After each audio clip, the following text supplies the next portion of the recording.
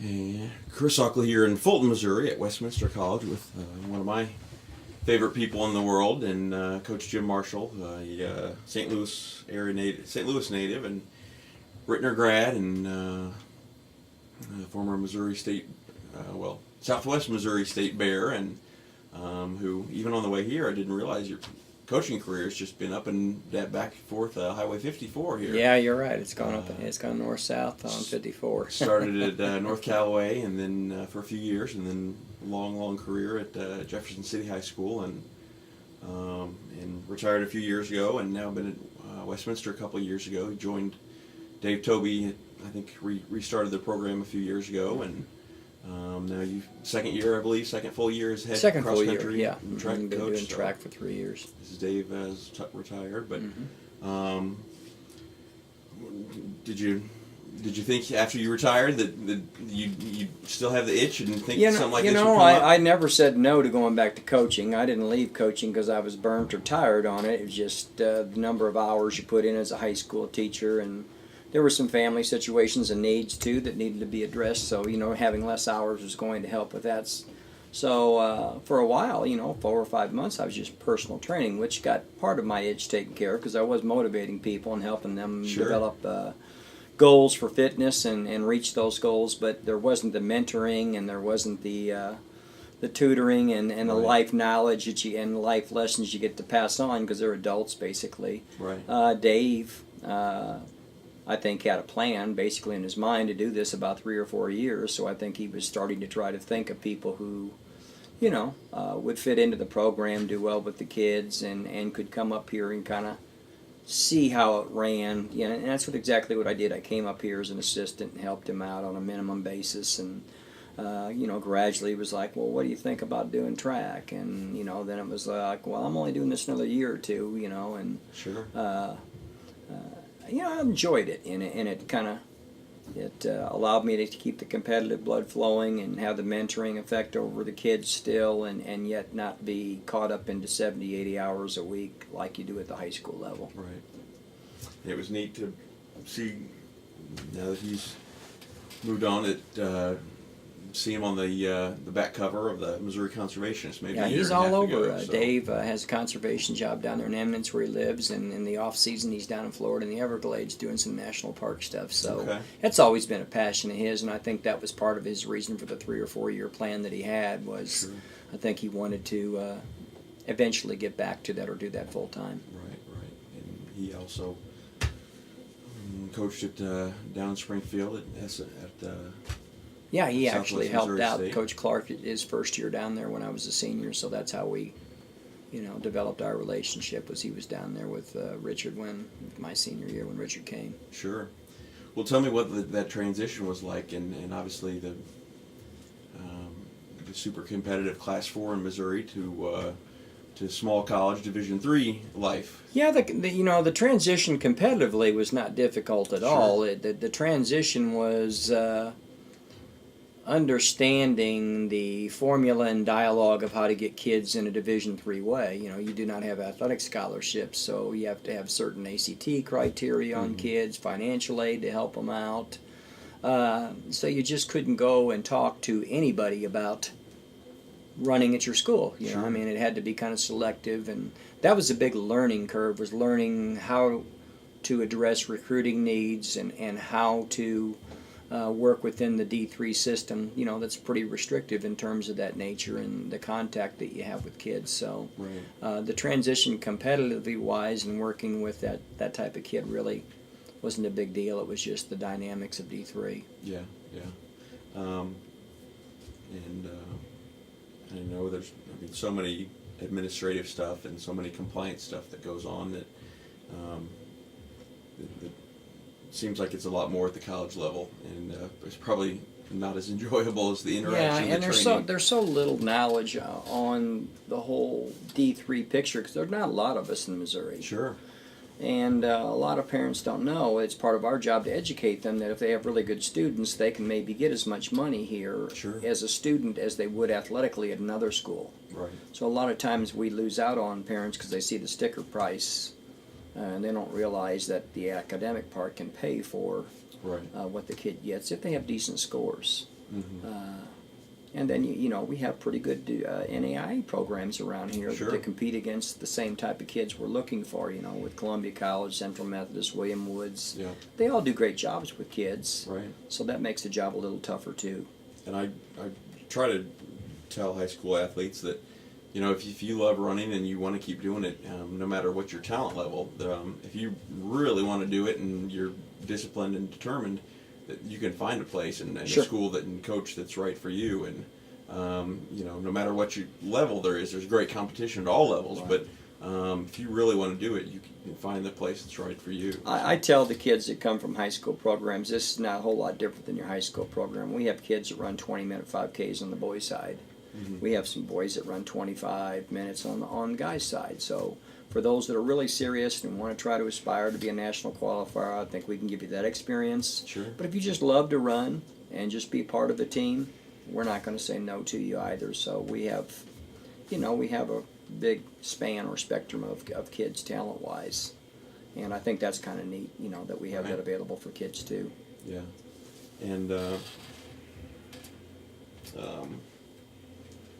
And I know some great history with the program. Obviously, it was dormant for a while, but some great success. And former head coach that was a former Mizzou All-American and Olympian, and just some great people that have been in the program over the years. And again, you've had some success, and obviously trying to grow and build the program. And obviously the first captured last weekend, 10 days ago or so, 9 days ago, captured the conference title, the St. Louis Intercollegiate Athletic title on the women's side. And tell me, obviously, did you set the goal every year or all year? Or tell me? You get here and you're short of kids and you don't have a lot of depth. Just getting here was trying to finish in the top half of the conference the first year or two getting here, and then you raise the bar and try and see how close you can get to challenging for a conference title, or see how many all-conference kids. The first year I came here, I think we had 2 girls that were all-conference, and then last week we had 6 kids that were all-conference and 2 just missed, so we almost had 8. So we continually try to raise the bar. We're going to go to regionals next week and do the same thing. We've never been in the top half of the field. That's our goal on both sides. First couple of years we were here, out of 45 teams, we were beating maybe 4 teams. So now we're looking to try to be in the top half, and gradually, as we keep moving up the ladder and improving upon the previous year, we figure, conference titles or, getting up there in the regionals will happen. Yeah. You just have to have everybody here improve every year. And as we were talking off camera, that don't have no easy path to nationals with the regional that you've got with WashU and Coach Stiles' program, and you've got the North Central, and then again you've got, seems like every city in Wisconsin has a huge public school, state school with a D3 school or an NAIA. Division III school, exactly. So yeah, it's very competitive. Yeah, it's a tough region. It's great for us to be involved. It just makes our program better to get to see those kids and run against them. So yeah, you could cry about your spilt milk and being in the toughest region, but I think it's a win-win there.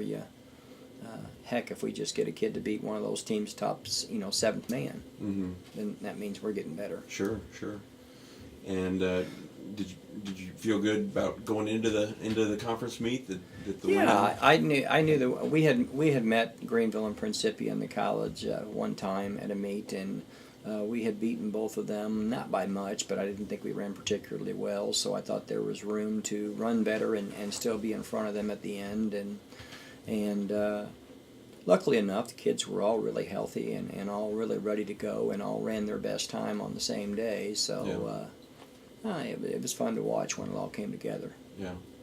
And I think your top finisher, boys and girls, was Sarah, right? Sarah, yeah. Sarah had been a runner-up the previous 2 years, and I think she was 4th as a freshman. So, she's been top 4 all 4 years. We knew she was going to be up there near the front. And that's Sarah Kessner, we had a little Russellville native. Yeah, Russellville. Who had a good weekend. Who had a great state meet, and I would love to get more Russellville Sure. kids. So, yeah, it's been good, and I hope I can keep a pipeline into Russellville or Right. Fatima for that matter too. Right, and so one, after it was official, and what was that like winning? That all this hard work had. It was you good to made see made that step? the kids really. I mean, last year we came close. We were like 16 points from first, and we had beaten Principia twice during the year, so it was kind of heartbreaking to lose to them. But we just weren't ready. I guess. In reality, I mean, we had beaten them a couple times, but in reality, they beat us pretty good at conference, and that kind of hurt, motivated the kids this year. I think you got to go through valleys to get to the peaks, so I think getting beat probably made us as good as we were this year. It was just great to see, and especially for a kid like Sarah. Sarah was here where I think we were 5th or 6th her first year here, and the rest of our girls besides Sarah and Kaylee, our other girl that graduated, they were all running 24s, 5s, 6s, and 7s. So here she is, her senior year, and we come in with some 19, 30 kids behind her and some 20 flat kids, and just a big 180-degree turn on where she was at in the program 4 years ago. Right. And even it's been fun to see the progress of a lot of the athletes, and even some of the great times on the track in the spring. It's fun to watch. A lot of, like the boys, most of my boys have been coming in, were 1730, 1740 kids. Right. And now they're running 18Ks at 16 flat, 1610, running 1540 on the track. Right. To me, it kind of amazes me, to watch a 1730 kid go to 1540. Yeah. Because that's pretty special to improve that much. And that's got to feel good that see them progress, see them commit and put them through the strains of training and college life, and see them have that success and improvement. Oh, it's great. Now, the best example is our boy from Flower Mound, Texas. When Matt came here as a 452 kid, never ran on his varsity because he's from the Woodlands. Never ran. It was a 1740. 452, and I think the big deal at the end of the season was he broke 30 for AK. Got under 6-minute pace. Yeah. He ran 25:44. Last, 10 days ago as a senior. That's just phenomenal. Right. That's amazing. Yeah.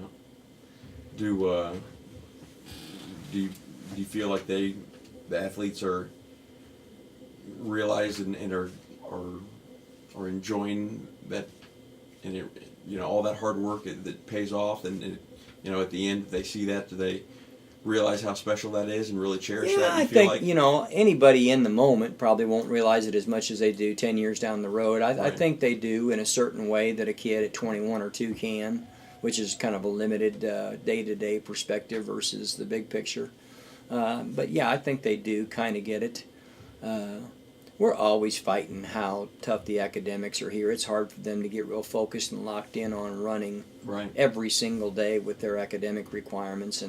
And then D3 schools are just so engaging. I mean, there's so many. I mean, you got the Greek system, you got, you got leadership clubs and math clubs and med clubs, and they're all related. Internships that you do too, so that when you get out, you can move into the big public or private sector and get the big jobs. So, one of the biggest challenges is trying to figure out how to train them without overdoing it and killing their other interests, because they're all great leaders and students and people of achievement. So that was another tough transition, was how do I get the training in?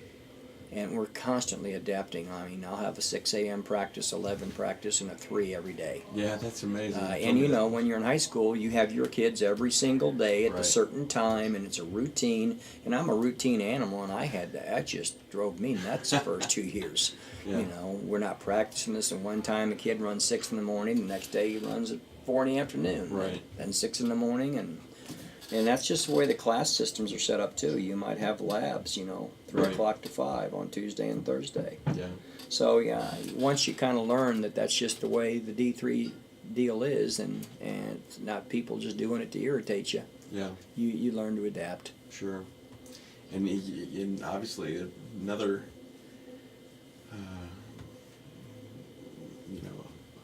obstacle for you to overcome, I think, is how big the Greek system is here. And, huge. See, we don't have a lot of that on the other conference side, Yeah. the scale, Greenville and Principia, who are very good programs, and we're not competing against that. Right, and being involved in sororities and fraternities Right. doesn't exactly lead to the living the perfect, great, healthy living lifestyle that you'd like to have. It makes it tough. Yeah, you have to constantly remind them, that you're only as good as how well you take care of your body, Sure. and that's a constant deal too. Yeah, yeah.